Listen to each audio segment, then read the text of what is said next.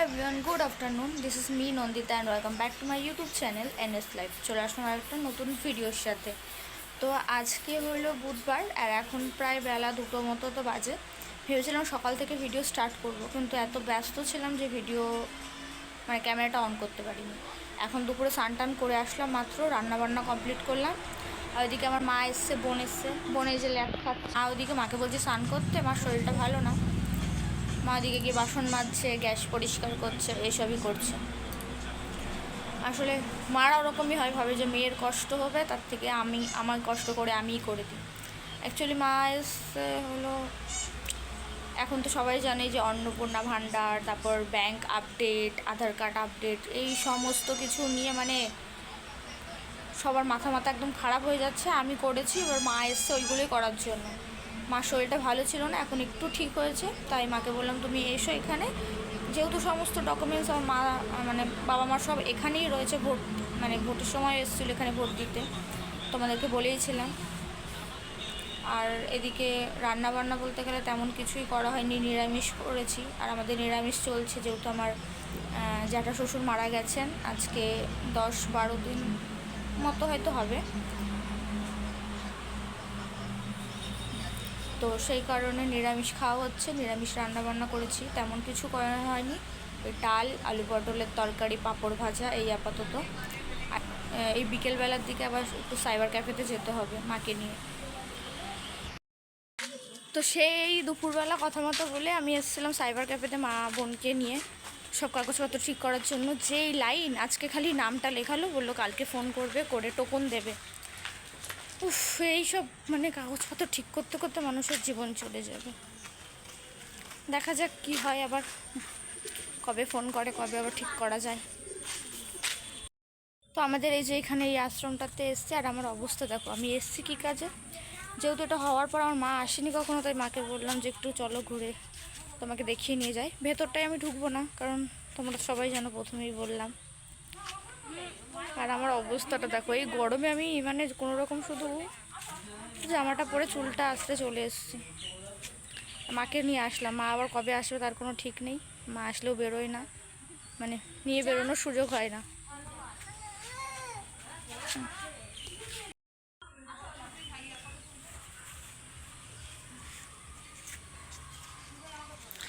জবা ফুলগুলো দেখো, জবা ফুলগুলো দেখে এত ভাল লাগছে, কি বড় বড় জবা।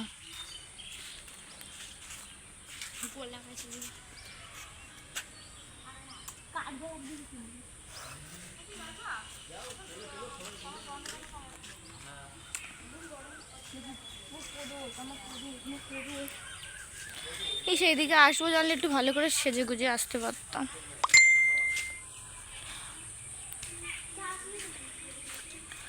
না, ভেতরে আমি তো ঢুকতে পারবো না, এখন খালি মাঠটাতেই ঘুরছি। একদিন আসবো, দেখি পাপানকে নিয়ে আমাদের ইয়েটা উঠুক।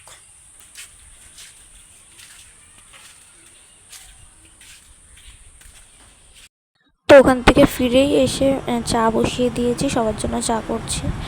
আর আসার সময় সিঙ্গাড়া নিয়ে এসেছিলাম সাথে।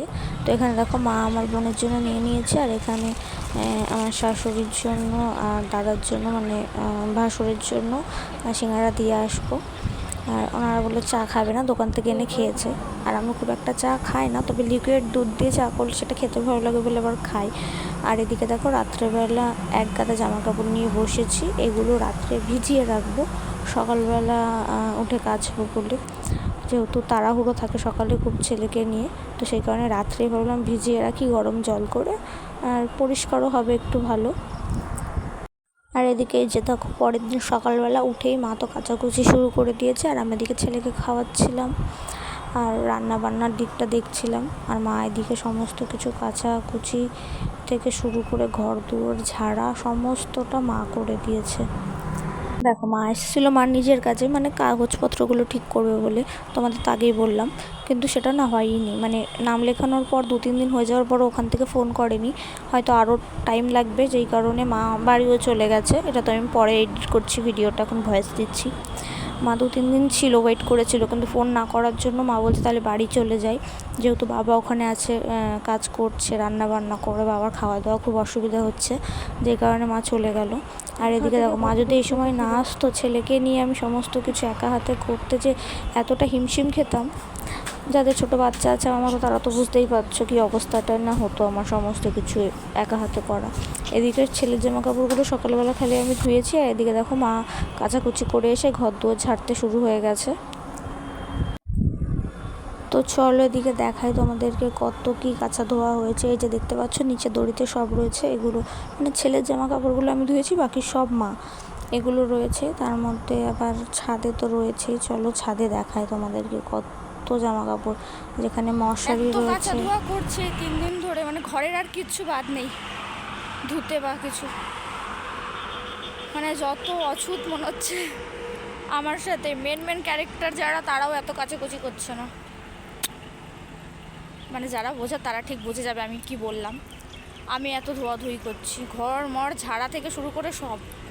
মা এসছে সত্যি আমার এত রক্ষে, ওদিকে আমি রান্না করছি, ছেলের খাবার টাবার বানানো, ছেলেকে খাওয়ানো, এগুলো আমাকে করতে হচ্ছে, নাহলে এগুলো আমি কিচ্ছু করতে পারতাম না।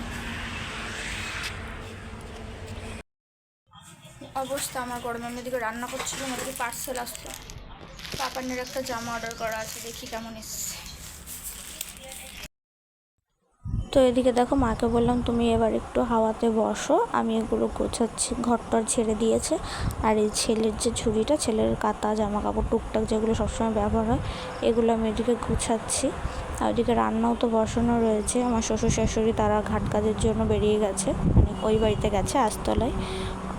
আর এদিকে আমি এদিকে রান্না বান্না করছি, আমি তো যেতে পারিনি, তার কারণ তো তোমরা দেখতেই পাচ্ছ, এত কিছু কাজকর্ম ফেলে তো আর কমপ্লিট না করে ওদিকে ঘাট কাজ করে চলে আসতে পারবো না। আর ওদিকে ঘাট কাজ করে আসতে গেলেও মানে আসার পরে তো আর এগুলো কাঁচা ধোয়াগুলো করতে পারবো না, যে কারণে যেতে পারিনি।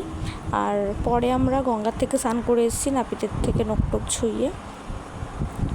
আর মানে কী বলবো, সংসার জীবনে আসার পর এটা বুঝতে পেরেছি যে মায়েদেরও ব্যতিক্রম অবশ্যই হয়। আগে জানতাম যে মায়েদের কোনো ব্যতিক্রম হয় না, সব মাই সমান, কিন্তু না, এখন সংসার জীবনে এসে হাড়ে হাড়ে বুঝতে পারি যে মায়েদেরও ব্যতিক্রম হয়। এক মা আছে যিনি ভাবে যে আমরা যখন কষ্ট করে সমস্ত কিছু করতে পেরেছি, তাহলে তারাও কষ্ট করে করতে পারবে।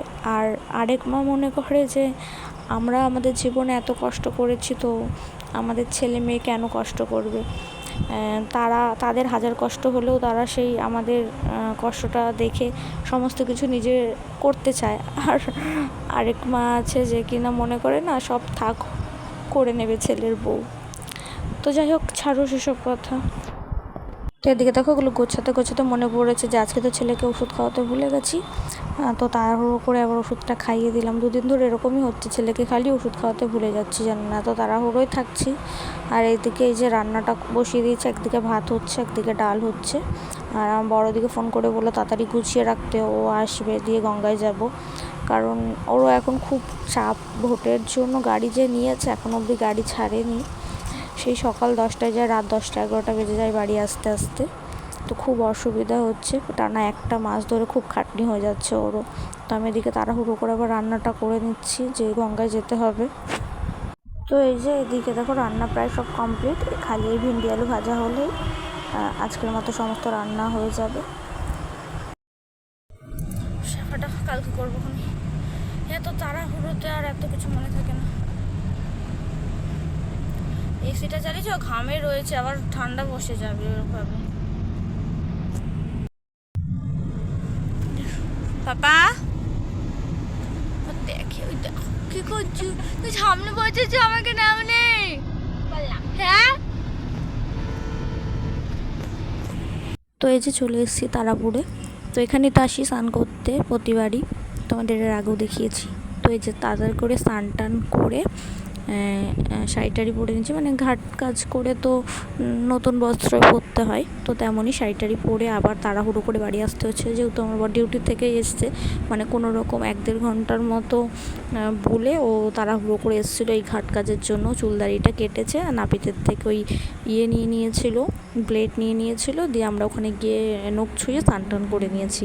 আর এদিকে দেখো বাড়ি এসেই আমার মা আবার শুরু হয়ে গেছে এই যে জামা কাপড়গুলো গোছানোর জন্য, মানে একটুও বসবে না, একটু বসি রেস্ট নিই না, বাড়ি এসেই জামা কাপড়গুলো গোছাতে বসে গেছে। আর এদিকে যে আমি আবার বরকে খেতে দেবো, ও আবার এখনই বেরিয়ে যাবে আর আমরাও খেয়ে নেব। তো গঙ্গা থেকে স্নান টান করে এসে ঘর দৌড় তো গোছাচ্ছিলাম আমরা, তো দেখলে। আর খাওয়া দাওয়া করে মানে এতক্ষণ আমার স্ট্রাগল চলছিল ছেলেকে খাওয়ানো, ঘুম পাড়ানো, সেই তখন থেকে গঙ্গার থেকে যখন এসেছি আসার পর থেকে ছেলেকে ঘুম পাড়ানোর জন্য চেষ্টা করছি, কিছুতেই ঘুমাইনি। এখন বাজে মানে 8টার বেশি বাজে রাত, তো এখন গিয়ে ঘুমোলো।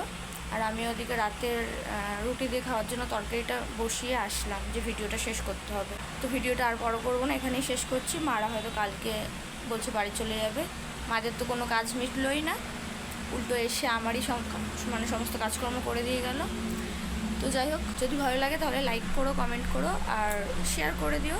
আর যারা নতুন দেখছো তারা প্লিজ চ্যানেলটা সাবস্ক্রাইব করে দিও।